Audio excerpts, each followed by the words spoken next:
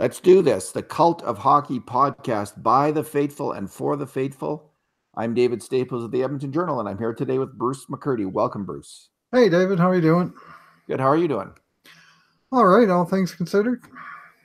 Well, we got some really good news yesterday. That looks like, and today, that McDavid, I was going to say Gretzky's, McDavid's knee didn't get Bobby Orred.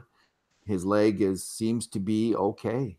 And that was what I was hoping, because when I watched the incident initially, and when I, then they quickly showed the Steve Stamkos injury, and I also recalled the Taylor Fedun one, and there was a real difference in the McDavid one that I was hopeful there'd be a positive outcome. I'm not, you never know, but he just went in there hard, but there was no twisting or kind of churning of the knee. It just was a hard, really, really hard smash on the knee. And no wonder McDavid said that he felt his leg was broken too. But the Stamkos one, there was a real twisting of the knee, and the same with the Fedun. There was that real twisting, and of course, Sekera got hit on the side of the knee. So there was none of that, and I was hopeful this was just like a really deep bone bruise, and maybe that's what it's going to turn out to be. The early indications are that that's exactly what it was. Yeah, it's a huge relief for sure. I mean, on Saturday, I'm sure that I was a long way from the only Oilers fan that had my heart in my throat. I mean, McDavid went down early in the second period. And if my wife and I said 10 words to one another for the whole rest of the broadcast, that was probably about the maximum. We were just sort of sitting there in glum silence. And we've been enjoying the game up to that point. And it just took all the life right out of the game. And it just seemed like, of all the crappy ways for a crappy season to wind up, what could be crappier than this? So to get any kind of good news that's nothing's broken or torn or shredded or mangled or amputated, it's all great. So what a relief to get that news. Now, I don't know if viewers can see this, but I have not in kind of in memoriam of Howie Morenz here. This is my Howie Morenz bolo tie. And I'm wearing it because McDavid's injury just brought back Howie Morenz. Now, if you look closely at our Cult of Hockey logo, or one of them, there's Paul Henderson, Gretzky, and there's Howie Morenz in it. And Morenz, of course, I don't know if you can see this. He died. There's a broken heart there. He died of a broken heart after he injured his leg and could no longer play hockey. That's the legend of Howie Morenz. And he was the greatest player of his time, and a player who stylistically, Bruce, sounds exactly like Connor McDavid of his day. He was faster than everybody else. That's right. This lightning bolt up the ice. I don't see McDavid, like, he doesn't remind me at all of Gretzky in this, really at all. He reminds me of Mike Modano in the modern era. Just this unbelievable, like a better, like Mike Modano was a great player, but slightly, a better version of that player. Faster version, but that's who he reminds me most stylistically. Or Bobby Orr. He reminds me. Bobby Orr at center. I've always liked your comparison to him as Bobby Orr at center. Yeah. And Howie Morenz had two nicknames: the Stratford Streak and the Mitchell Meteor, because they both communities tried to claim him as their own, and of course alliteration was the means of the day. So I don't know that McDavid has accumulated any nicknames of quite that ilk, but he's I like my old managing editor, Murdoch Davis, or my old editor, calls him McGod. Quite a bit. McGod. So Bruce, there was even more good news from McDavid, because so there was the rumors out of Toronto, or not rumors, but speculation. And there was a Toronto sports writer who was he was just good, to give him credit. It's Justin Bourne. He makes a lot of smart commentary on hockey, and he might have just been having some fun on a Toronto broadcast, not realizing that, this was going to get back to Edmonton. But, he was talking about how gleeful he would be, essentially. Yeah. Laugh. And then that was, I just think it was hoping it would happen. I thought that was in poor taste. It really was. It really was. And, because he's not like, if you're a Leafs fan, I can see you saying that. Like, we are Oilers fans, so we actually might wish, but he's supposed to be like a commentator, like not a fan. And it just seemed a little bit, it was kind of, no, I didn't like it at all. Anyway, so there's been lots of this Steve Simmons and, Elliot Friedman has also talked about in 2 years, if things don't turn around, he could see McDavid wanting out. So it was just really interesting because this came up. And again, McDavid talked about how frustrated he was after the Oilers got eliminated. And that was blown out of proportion by people like Bourne.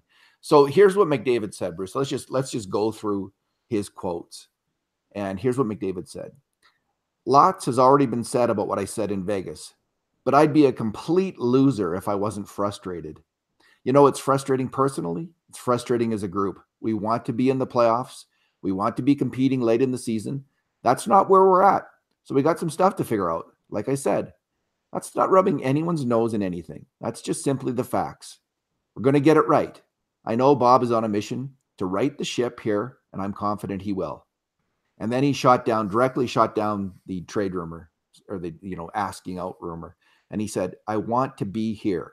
If I didn't want to be here, I wouldn't have signed an 8-year deal. I love the guys and the city. There's obviously going to be changes, both on and off the ice, and that's just the facts of it. But I am here to be part of the solution. That's that. So, Bruce, I don't think he could have said something that would be more heartwarming and welcome from fans of the Edmonton Oilers. But you know what else, Bruce? Completely not unexpected for him to say that. Of course not. Completely not unaccepted. And I think that the people who people seem to see McDavid in a way that he isn't. I don't know what they're projecting, but they kind of see him as this fragile victim almost, who doesn't, who's oppressed here in Edmonton, who doesn't have any agency to change things. And he's just going to, he's going to want the first ticket out of town because he can't do anything about it. And that is the last person on earth who Connor McDavid is. He's this committed, fierce guy, this fierce competitor who's also really loyal. And it didn't mean nothing to him to sign that 8-year deal. It meant something. It doesn't mean nothing to him to be the team captain. These are all hugely significant things for Connor McDavid in his life, and he takes them seriously. He takes his commitment seriously. Everything about him screams that of commitment, seriousness, focus, determination. So these people who thought, oh, he's just, he's poor Connor, blah, blah, blah, blah, blah. Well, come on. Of course, he's someone who faces adversity and is determined to overcome it. And, outside fans may think it's not fair that he's here, that he has to put up with it, but life's not fair. And he is getting, as he said, $10 million a year. $12.5 million a year, $100 million. Mm-hmm. So, yeah, life ain't fair, but he's getting paid a lot for that kind of unfairness. And anyway, and he realizes that he's not some idiot snowflake. No, well, I mean, he's invested.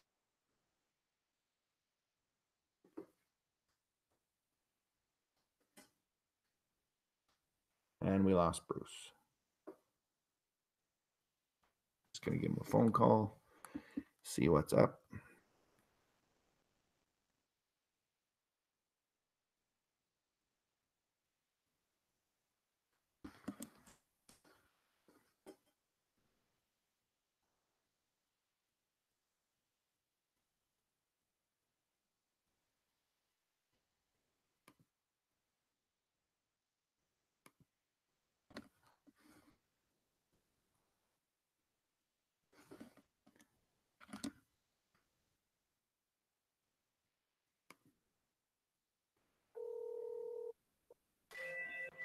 Bruce, are you back? Yeah, I'm here.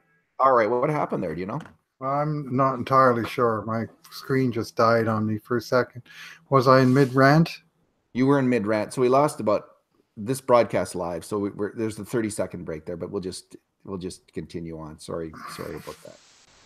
My bad. I don't know what happened with my computer. Anyway, I was ranting about the people. Many people are saying McDavid should just leave Edmonton and should ask for a trade. He should get the hell out of there. Oilers fans too saying it. I don't think many of them think like Connor McDavid, right? Like if he had a loser attitude of it's never my fault and it's I deserve better, I belong out of here. I don't think he would have gotten to where he's gotten. No. And people projecting what they think he should do with what he is actually thinking in his own champion's mind are going to be two different things. And I'm frankly sick of hearing about it, not just from Justin Bourne and not just from broadcasters, but from people in general. He's going to own this. I mean, this is the challenge is on him to pick this team. And obviously, he's doing the best he can. And obviously, the team behind him needs to do better. And there may come a day where if they don't, then there'll be a reckoning. But we are far, far, far from that day. 1 year into an 8-year, $100 million contract. It is a little frustrating. I just get sick of it. And a lot of it comes out of Toronto.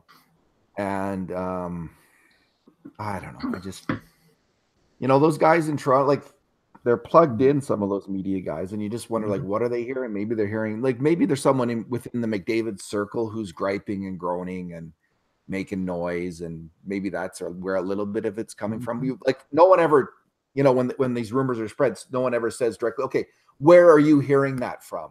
Right. Like with the hockey insiders, we always just let them off the hook, and I guess it's not like anything hangs on it. There's nothing huge hangs on it, but they tell the rumors and they tell us what they think and they speak authoritatively. And we never say, okay, where'd you get that from? How do you know that? We never asked them that.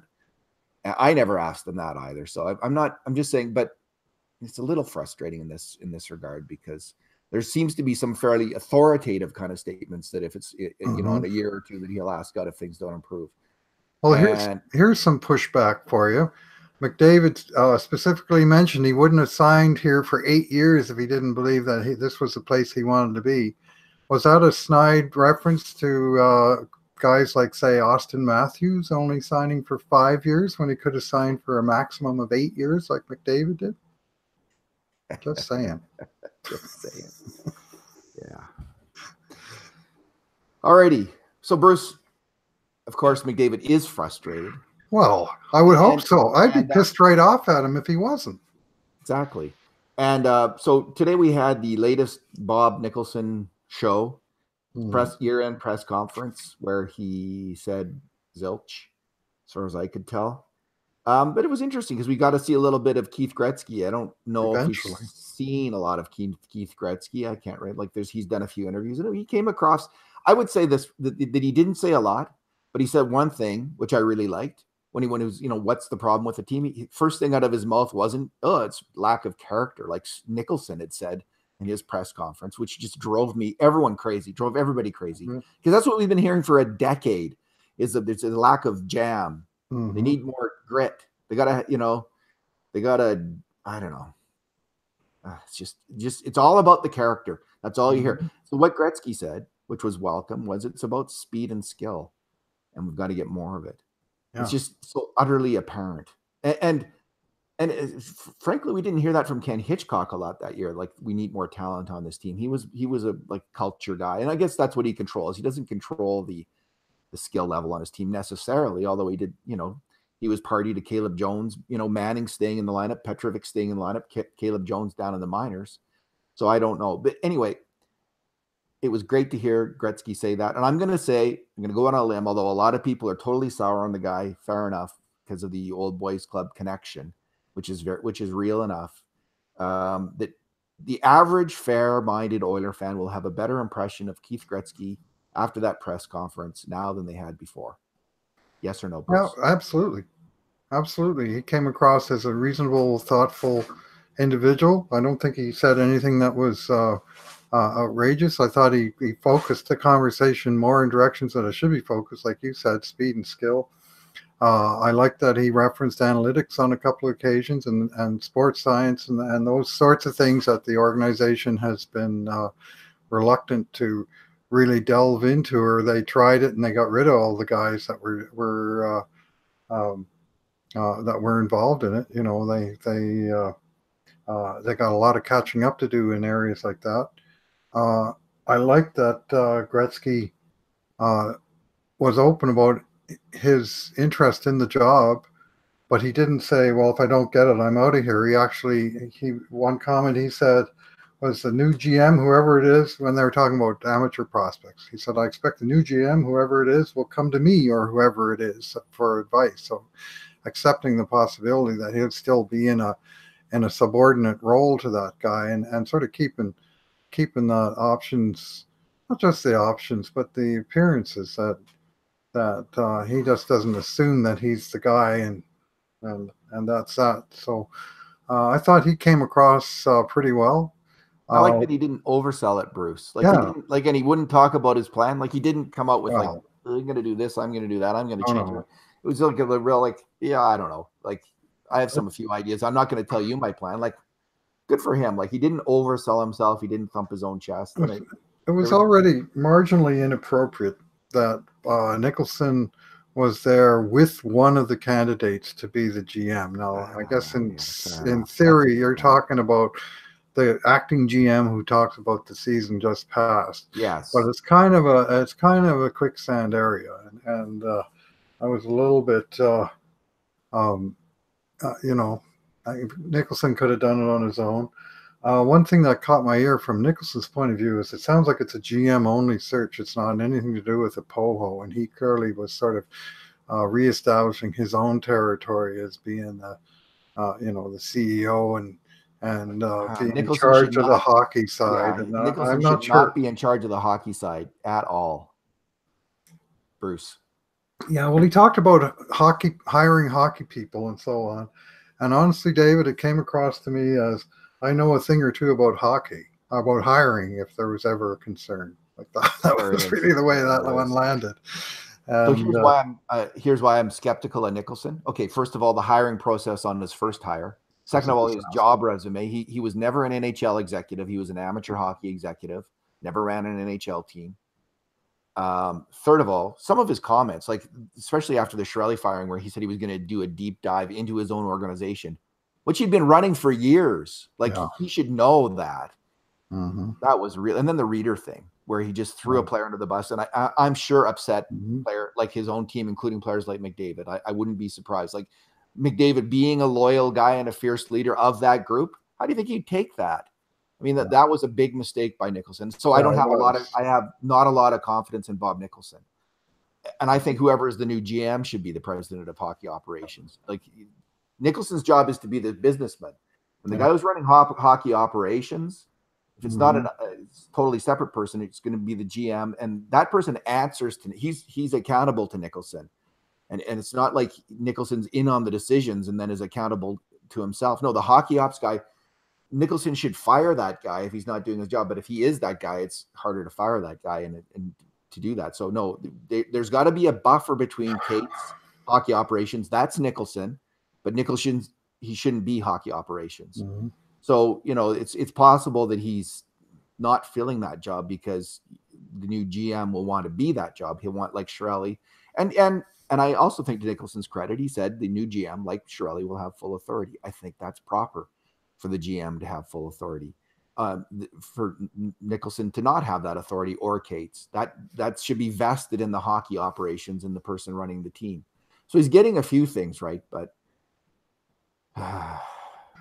his track record is checkered, and I would be more comfortable if someone else is making the decision. He's making it. That's what we're facing here, and he just better get it right. I was at the fateful breakfast meeting with the season ticket holders where he made the unfortunate comments about Toby Reader, which was in specific answer to a question about the plan and what went wrong with the plan. And he focused it all on the free agent signing that didn't work out. I will say that he was a lot more composed and had, I think he was maybe tired that time because he'd done a whole bunch of them in a row. But this morning, I thought he had his words together. He didn't have marbles in his mouth. He came across like an executive. Well, Tim Shipton probably this morning, okay, we're going to have a fake prep press conference here, Bob. So the Oilers, like lead public relations guy, probably asked him every tough question they could think of. And Nicholson this morning to get him ready for it. Well, they seemed a little more prepared. Yeah, let's put it that way. And so that said, all that talk about plan, I mean, Keith Gretzky mentioned it twice, but both he said, I do have a plan. I'm not going to tell you what it is. Why would I? But Nicholson would 2 or 3 times he went back to this. Well, we're going to have a plan. And I'm sorry, we heard this last year. And we heard, we've heard a few of these things before. And Granted, there's more urgency. I like the fact they at least talked about more um, uh, openness and communications with in the organization and outside. I thought that Yeah. was appropriate thing to So say. But that's interesting what you're saying about the plan. I think, from watching the season, how the season unfolded, I think Shirelli had a plan. And I think it might have been on some level to move a little bit away from heavy hockey. Like, so they drafted Yamamoto, they drafted Evan Bouchard, a highly skilled hockey player. I think Shirelli always wanted Puljujarvi in the lineup. I think he wanted, when he traded Strome, I think they wanted Marody in the lineup. I've heard that as well. So I think that Shirelli was probably wanting to get that, like, push the timeline on getting these skilled players. I heard he wanted Bouchard to stay. And again, this isn't solid stuff, but these are things that, you hear, you can't even remember where, but you read it on Twitter somewhere. Anyway, I think Shirley's plan was to start pushing for more skill, but it just wasn't ready yet this year, was his problem. And it was the right idea, and it's the continuing idea. Although then he backed away from it. He hired a heavy hockey coach in Hitchcock, and when he made a trade, like when he was replacing people on defense, he brought in heavy hockey players in Manning and Petrovic instead of puck movers. And talked about how we need to break the cycle in the defensive zone, as if that was the be-all and end-all that he needed from his defenders. That happened after the San Jose blowout loss right after Christmas on home. That might have been coming right from Hitch, though, like right from Hitchcock, who was really, really pretty pleased with those trades, especially the Manning trade, as I recall. He didn't know Petrovic. But anyway, so it was a bit of a mission. The plan turned out to be a hash because the skill players, if that was the plan, they weren't ready. It was at least a year too early for this new wave of skill to hit. And hey, Bruce, I want to go over one thing Hitchcock said in the closing interview. Draisaitl. Hitchcock was asked specifically where he thinks Draisaitl is best off, and he just unequivocally, no doubt about it, said it at center, which was really interesting because he had played him so much on the wing with McDavid. Right. And you'd think, he must think that Draisaitl and McDavid are the answer, but which is interesting. But you can see how pragmatic coaches have to be. I think they're solving the problem of the day, of the moment. But what really they think, and this might have been the case with McClellan. Really, he thought deep down, McDavid and Draisaitl, we got to get Leon going at center, but we can't do it right now. So it was really interesting to me to hear Hitchcock say that. I completely 100% agree with him. Well, Leon, the future of this team is Leon leading his own line and McDavid leading his own line. Prototypical center, in my view. Real puck distributor, and so I mean he can play the sidekick role to a T, as we've seen with his shooting ability and ability to get open and unload that one timer. But you can do that from the center position as well. Ask Phil Esposito about that. You can also, but I see him as the guy in the middle of the ice as a natural distributor and joiner of the play. But geez, get him a couple of wingers that belong somewhere near the top six, right? I mean, what in the hell are you going to do when you have? I mean, a lot this year he played with Reeder and Chason. Reeder scored 0 goals, and Chason was a PTO sort of last resort signing, and he had a good year. But don't confuse him with the top 6 player. I think they're going to have to. I don't know how they're going to do it, Bruce, and they may just decide to go with the demon that they have and hope that the strategy might be like, can they move out Russell? Maybe not. Probably not, I'm guessing, unless they eat something, and I don't think they will. Can they move out Matt Benning to make room? They can, but it's debatable whether you want to do that. So I see them going with 7 demon next year, one of them being Caleb Jones or Evan Bouchard or Ethan Bear. And maybe the 7th demon, the player sitting, if he's not injured, will be Russell, or maybe the player sitting will be Benning. And that's how they're going to add some skill. They're going to add Jones or Bear to the lineup.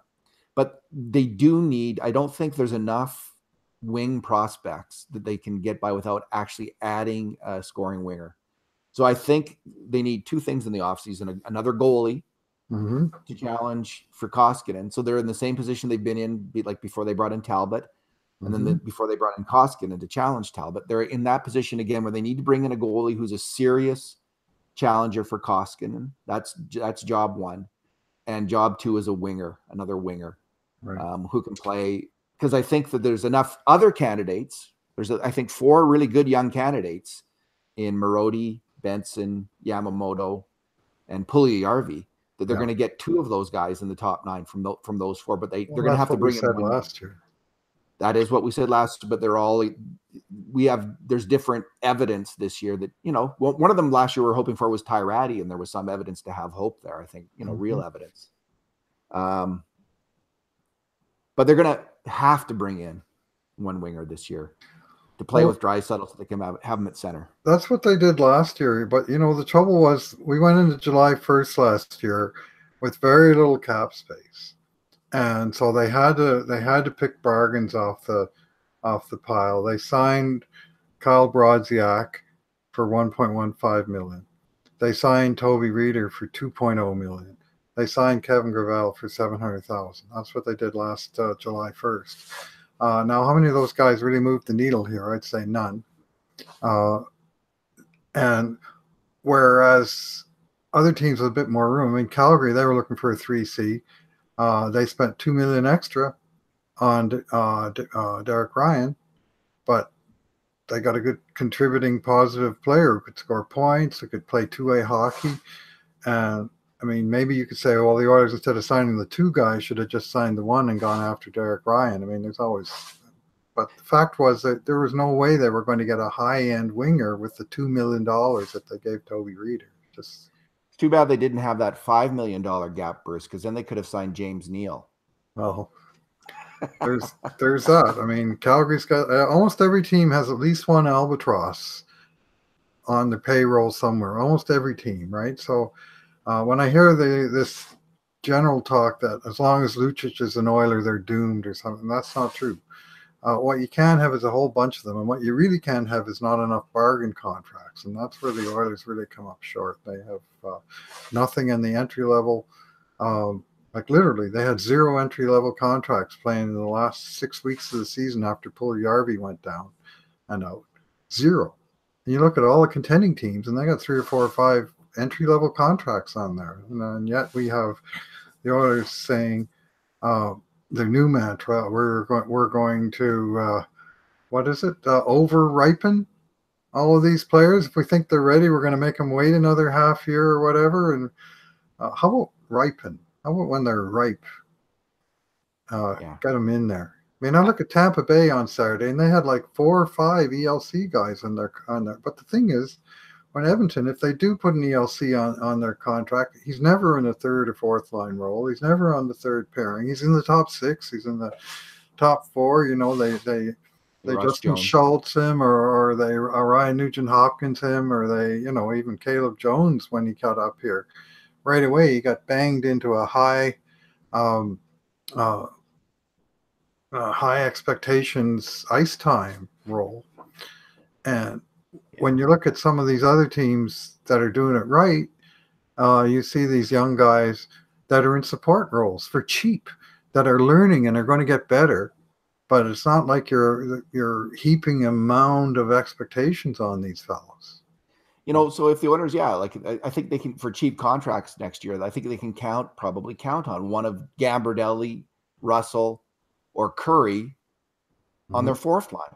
Mm-hmm. They can count on 2 of Yamamoto, Puljujarvi, McCurdy, and Benson on their 3rd line. And that should be the mindset going in. We're going to 2 out of those 4 and 1 out of those 3, or maybe 2 out of the 3 are going to be making the team. And that's how we're constructing our team. We're going to leave these spots open. There's going to be competition because those guys are competing with each other. Yeah. I was just going to say, the assumption can't be we're keeping a spot open for this guy, Jesse Puljujarvi, or whoever it is, but that you have some redundancy so that you have like 4 guys, as you say, competing for 1 or 2 spots with each other. But this idea that they have to be 24, 25, 27 years old, the 3 youngest guys on the Oilers were 3 youngest guys on the Oilers. Connor McDavid, Leon Draisaitl, Darnell Nurse. See, and this is the heavy hockey. 1, 2, 3 on the team in ice time. Like they had the highest, and now largely they're up to it.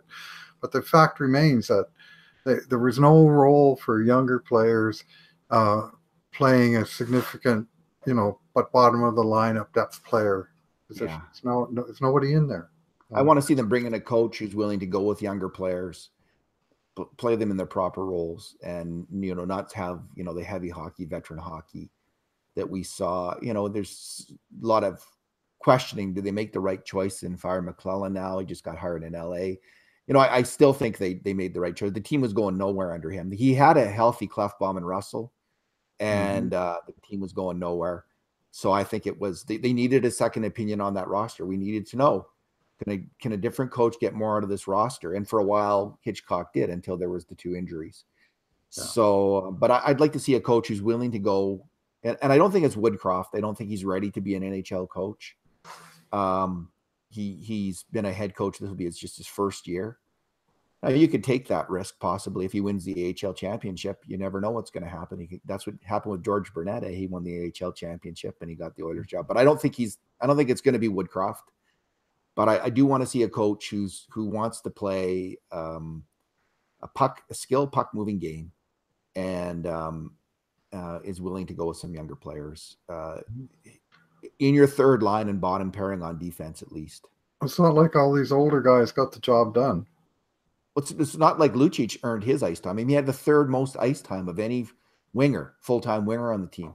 If you're going to have that, you're going to lose. And it's, if you're interviewing the coach, you'd say like, okay, how are you going to convince Milan Lucic to take 4th line minutes?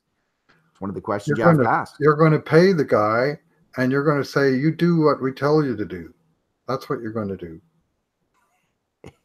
You're such a hard ass, Bruce. Well, I mean, he's making $6 million a year, and I mean, if he's not going to deliver on the production side of things, then he's going to have to be prepared to accept the fact that his role is going to diminish. I think he did accept that as this year went on, and we saw a lot of him in the bottom 6 and even on the 4th line.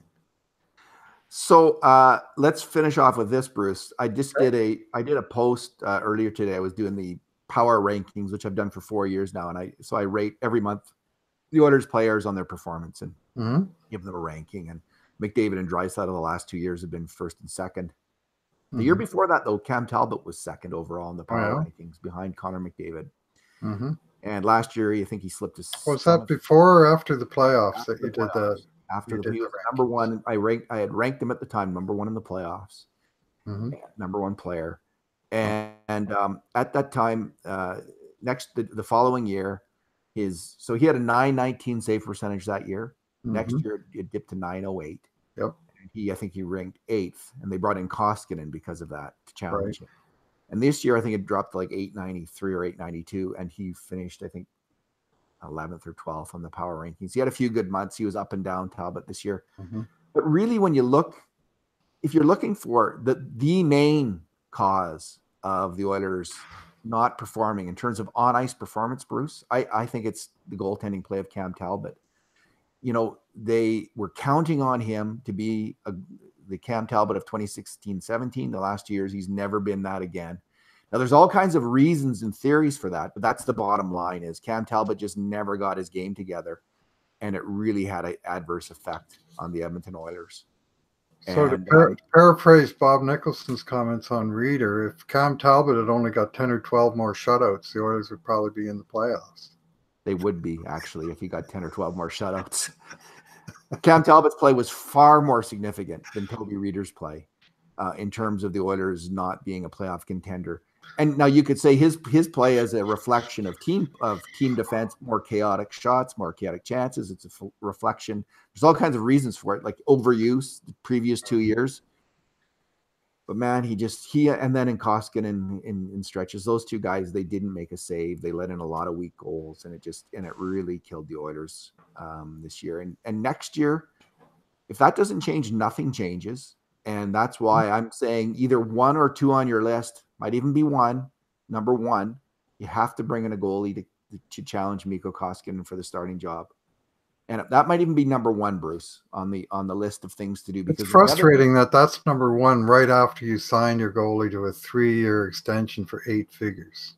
Do you think it's number 1? Do you think I'm way out there on that? I don't know. I'm just saying it's frustrating. I know.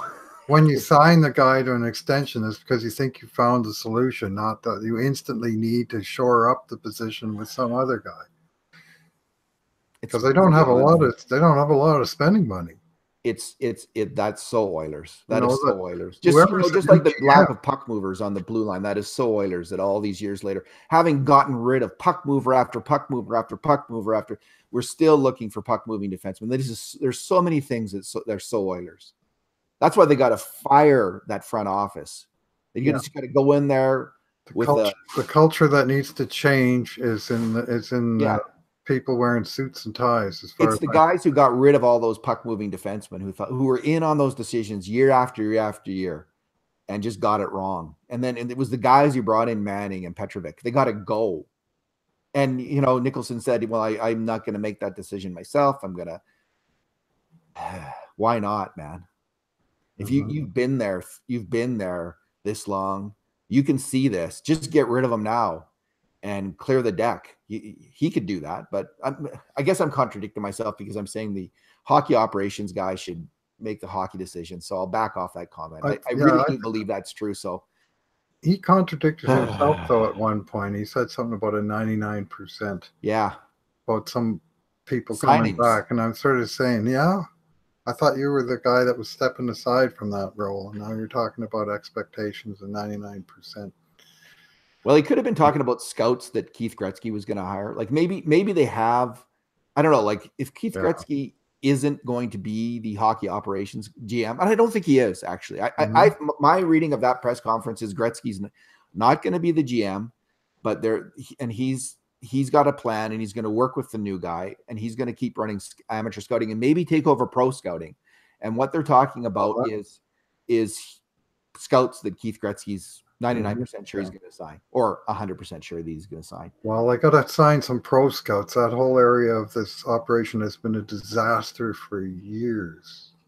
For years, David. They just have done a poor job of identifying and bringing in talent that's going to help. And I mean, you can go back to 2011, that fateful day when they signed all of Ben Eager and Darcy Hordichuk and Eric Belanger and Cam Barker. Remember that fateful day where we were filling in our veteran depth on the team, and they basically struck out on all the projections of what those guys were going to be able to do. Eric Belanger, Benoit Pouliot, and Mark Fane. No. You can go right through from then till now, and you find millions of examples of guys that came in here and did not perform up to what they expected, and hardly any examples of guys that overperformed.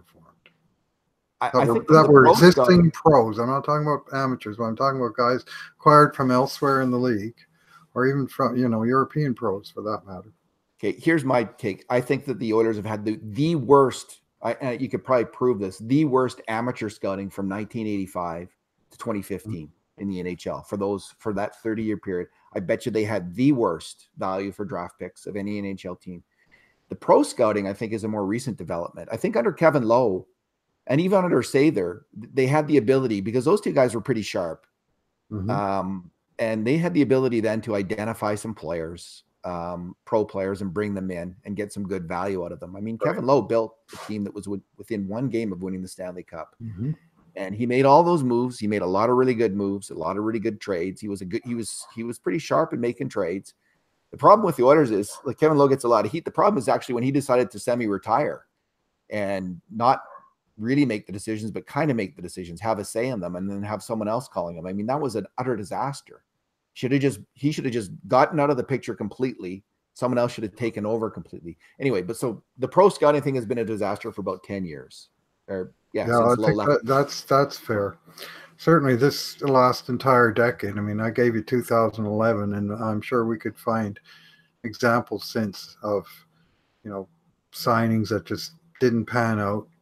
Of proven players, I mean, Andrew Ference, and you mentioned Fane and Pouliot and Belanger. And any trades, I mean, winning trades, few and far between. Keaton. Yeah. Can you one-up me, Bruce? Huh? Can you one-up me on that one? On Nikita and Keaton? I'm not sure if I can. I do know they brought in Okay, In here's 2013, during the 2 years that McTavish is GM, they brought in all of Nikitin, Fane, and Ference. well, Milan Lucic, of course. Yeah, One ups them all because of the consequences. Yeah. And then there's Curtis Foster. Was it Curtis Foster? I always got his name wrong. That defenseman they couldn't play. He was terrible. Nikolai Habibulin. Yeah. Yeah. Anyway, they're so whoever comes in to clean up the mess, they're left with the smoking embers of some of these contracts and cap obligations and so on. It's not going to be an easy job. He's not going to have a lot of loose change to be going out to be buying players, and it's not an easy job now to get rid of rancid contracts. Ryan Spooner, Kyle Brodziak, Mark Letestu worked out for a little bit, but Tobias Reeder, Brandon Manning. It's just endless. It is absolutely and utterly endless, and it's just like Gregor said, I think, on his broadcast the other day that they've already gotten rid of the two guys, Massier and Kachaki, or who are their two pro scouts. I think he said they're not coming back, if I'm not mistaken, or he's 99% sure. Maybe he framed it that way. Yeah. And he also said that I don't know who he was talking to. It sounded like he was talking with Nicholson off the record. That for the first time, Gregor said that he thought that real changes were coming, and real changes mean probably McTavish and Housen, right? Like, I mean, these are the two people that have been around, and Sutter. So those people may all just say, thank you for your service, time to move on. And I mean, from Brian Burke, we hear that it's often the job of the assistant GM to negotiate the contracts, right? Like they do, like that's not what the GM does. That's often assigned to someone else. Well, whoever negotiated the cost get in deal, for instance, thank you, bye, so long. Well, I can tell you that the 4 players they traded for during the season this year, Chris Weidman, Ryan Spooner, Brandon Manning, and Alex Petrovich. Between the 4 of them, all experienced pros, they played a total of 35 games for Edmonton this year. They averaged like 9 games each. The most was Manning, who played 12 games. Like none of them helped at all. Maybe I got to give Gretzky some credit. Like if it was me, I would have had Jones, Benson, Marody, and Bear in the lineup. I just would not have. And I was writing this all year long too. Like I started writing this in January. This was a regular feature on our podcast too, David. I have to say. So maybe they were right. Like I probably was wrong. Like maybe it was good to keep them out of this mess. But man, I would have not avoided that temptation because those guys were already ripping it up down there. But it's probably best in the long run that they stayed down. I'll give. But if it was Gretzky, I'll give him that. I think it was probably best. I just wanted them to try something, do something, and there has to be space for some of those guys next year. But as we discussed already, rather than pin expectations on one guy, just leave openings for some young players on affordable contracts, as opposed to going out and getting a 26 or 27-year-old with an extremely limited upside and saying you do it, because you're just not going to improve. Well, the other thing is, Bruce, Kirill Maximov and Ryan McLeod are going to be in Bakersfield next year. They need a place to play. As are Samorukov and Bouchard and maybe Joel Persson. Listen, those guys shouldn't be playing in the bottom 6 in the AHL. They should be playing in the top 6 in the AHL, just like Benson got the chance and Marody did. There was a spot there, and they seized it. But, so there has to be movement from Bakersfield. And if you're not planning for it, this is what this overripe stuff, like, we're going to have Benson in the AHL next year. Like, no, that doesn't make sense. You shouldn't be saying that. The plan should be that 4 of these guys need to compete, and the two winners, they get the final rose in the final rose ceremony around the Oilers. Let's leave it there, Bruce. Well, at least they got the front line talent down there this year, and that was one thing that Chiarelli kind of fixed. And there was a huge gap because in both 2014 and 2015, they traded away all of their draft picks except the first rounder. Remember, they had nothing left in the second or third round in either of those 2 years in a row. And so there was nothing coming out of junior to replenish the AHL team, and and then of course the NHL screwed the Oilers out of the 2 picks for McClellan and Chiarelli, which I'm still like, that was just brutal, and that created, also contributed significantly to the void of young talent that was emerging at the minor league level. So they got catching up to do there. They got Bent Aki Gustafsson on those 2 transactions.